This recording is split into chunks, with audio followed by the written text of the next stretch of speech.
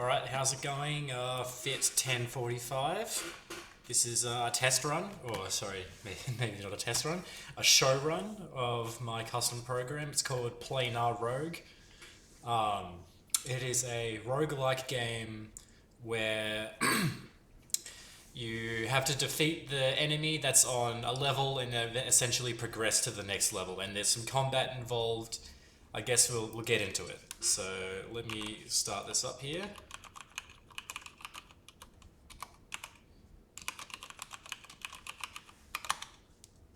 Alright, so we start off by entering my name. What is my name going to be? Let's say Azeroth the Mighty.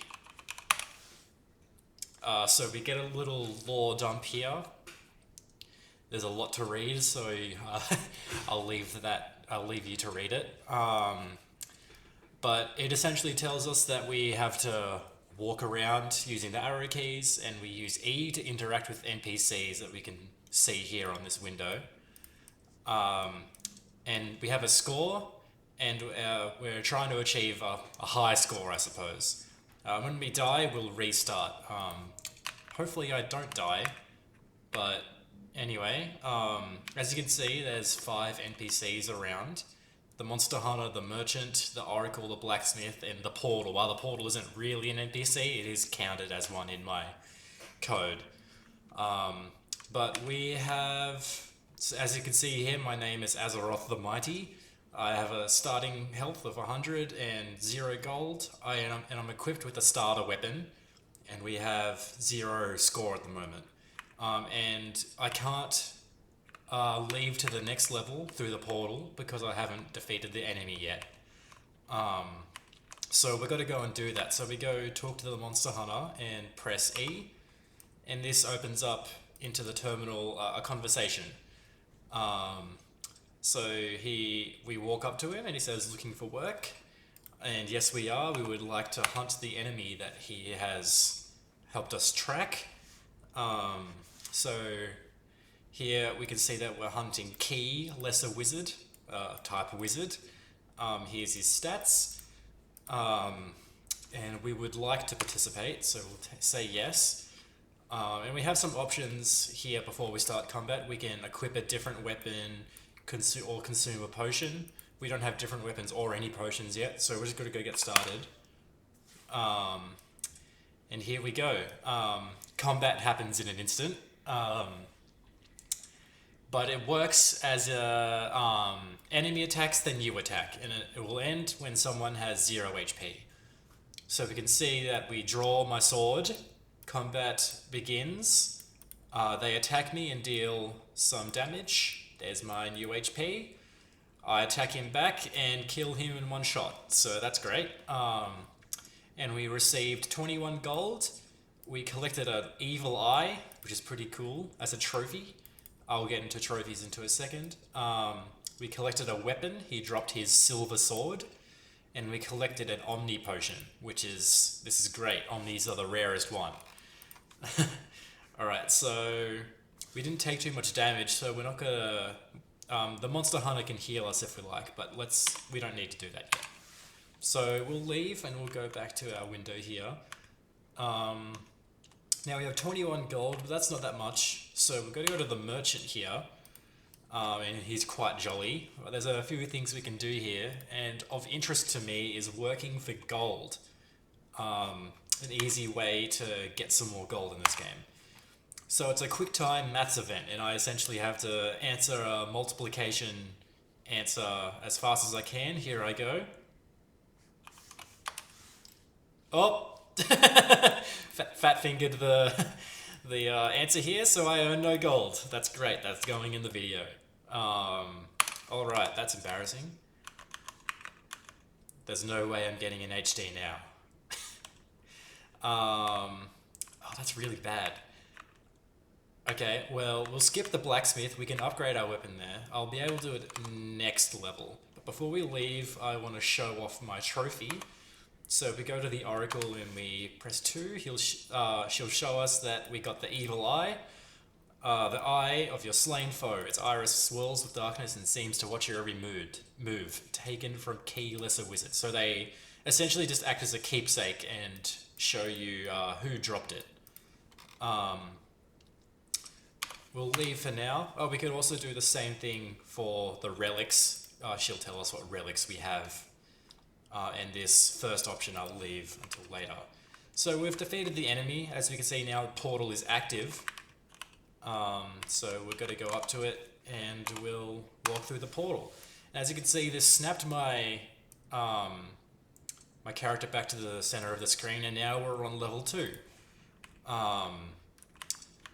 So everything is now like a fresh go of everything. So now we can start doing things. And I might try and work for some gold again. Hopefully I get it this time.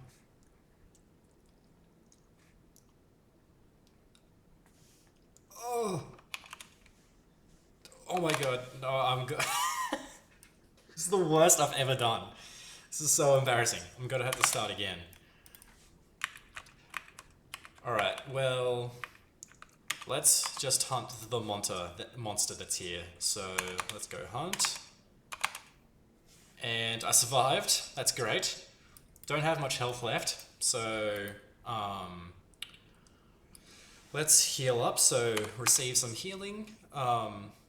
We can see we have enough gold now. We just received 74. So yes, we'll pay the gold. And he heals us 50 health, and we're back up to 74. So thank you very much. We'll take that gold and go. Now I have just enough gold to show off what I want to show off here. So let's go back to the Oracle, and this time we're going to ask what the next level holds. Type yes, and she'll tell us that we're facing a devil in the future. Now, the idea of the Oracle is to inform the player of what the next enemy type is, so you know which weapon to upgrade more. The next enemy we're going to face is going to be a hard one. The enemies always go in terms of lesser, greater, and grand. So, if you've ever played Balatro, it's kind of like the small, big, blind, and the boss blind. Yeah, so that informs us what weapons we would try to upgrade. So let's go to the blacksmith, and we've got to print our inventory, see what we've got here. We've got no weapons that are super effective against devils, so our starter sword is quite good for things like this.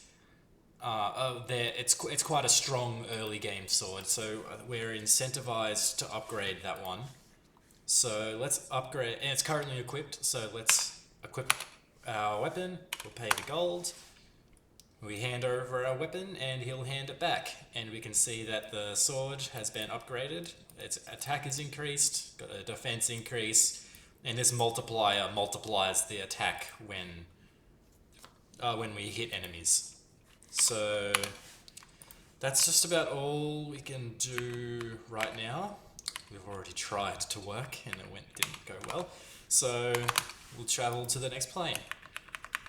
And I'm quite low in health, but I got 2 Omni Potions, so that's going to make things significantly easier in the next fight. But let's see if we can get the gold. Oh, I swear to God, if I don't get it 3 times in a row, this will be embarrassing. Okay, easy enough. 40 gold. That's about just as much as you can earn from this. If you take a little bit longer, you get 20. If you take even longer, you'll get 0. The maximum is 60, but I believe it's inhumanly possible to get that much. It might be worthwhile selling a weapon right now, so let's sell item.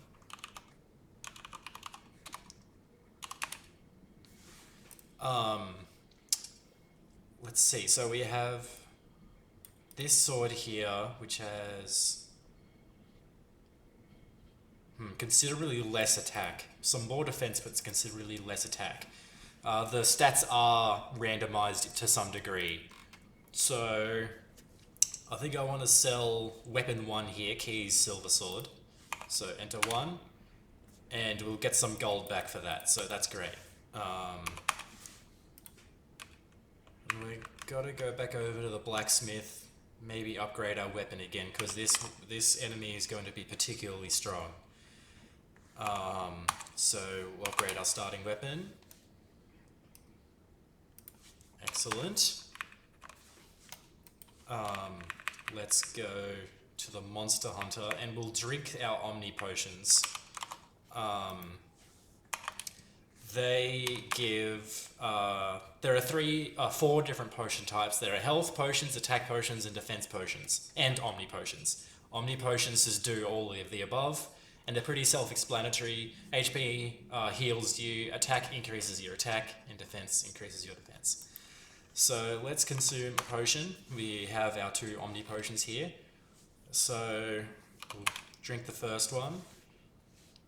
Alright, we're at max health, and we have our attack and defense bonus. Do I want... Yeah, let's consume the other potion again, just to try and make sure that we win this fight. So, okay, let's begin combat. Awesome, we won. So we would see here that our combat slightly longer than our first one. Combat begins, and let's see how many rounds there were. That's 1, 2, 3. 3 rounds it took, and we're at final health of 32. So as we can see, this was a grand enemy, Rabanathan Grand Devil. Grand enemies drop relics here.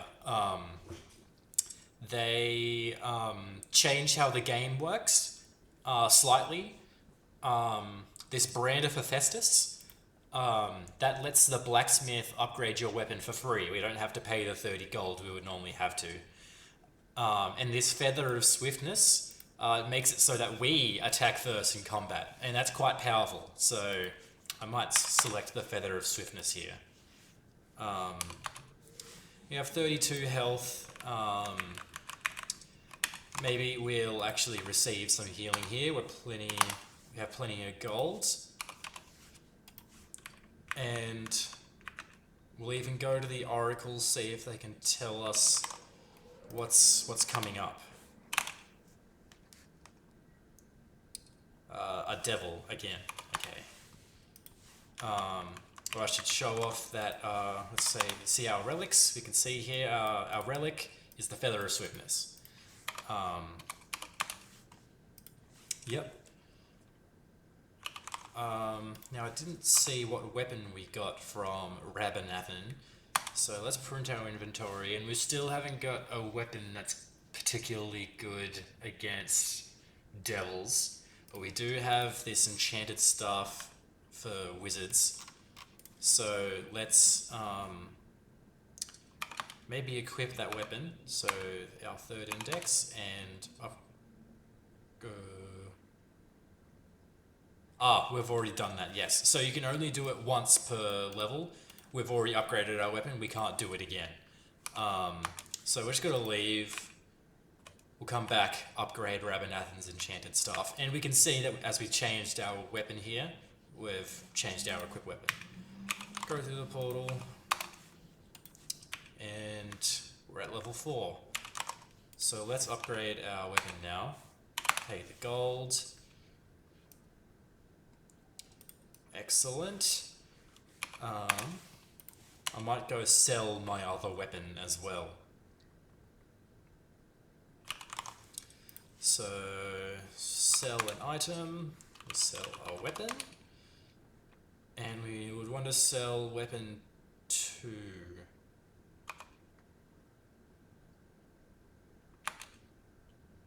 Cool. We'll leave. Actually, we'll work. Let's work. I have a little bit of practice now, so hopefully we get this one. 60. Nice one.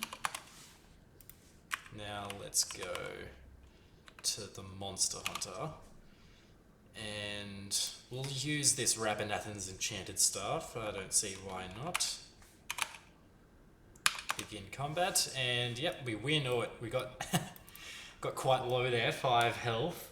We got another Omni Potion, so that's great. A Blessed Axe. The Blessed Axe is always super effective against devils, so that's great that we got that. Let's get some healing though, because now we're quite low. Awesome. And we have that Omni Potion which will help out in terms of that. It's not worth going through the Oracle here. But I'm hoping that I've demonstrated everything that's part of this game. Maybe I haven't shown off everything that the merchant has. So I can actually buy weapons here. So here we go. We have a Blessed Axe that we could buy. Super effects against devils. I don't particularly want to purchase it right now, so I'm just going to press no here and payment cancelled. And we could do the same for potions. Oh, Omni Potion. Let's buy it. That's great. Awesome. That's just about all of the functionality I have to show, except maybe let's go to the Monster Hunter and we'll die. We'll show you what happens. As you can see here, my score is currently the highest score since we're this is our first run as we've run the program. So we're just going to go straight to combat and we'll lose. The window closes and we get a game over screen, final score and a high score, and we can choose to restart. So we get our lore dump again, and here we go. So now we're back on level 1. Our starting weapon is the starting weapon, back at 100 health, 0 gold, level 1. But we can see here that our high score is maintained. And that's really what I wanted to show you. So we could, in fact, click no if we didn't want to start again and the program would fully close. Or we have the other option of just closing the window, and that will also fully exit the game. So we'll quick close, and we've exited the game with a final score of 351. So thank you very much for sticking around this long for this very long showcase. I hope you guys like it.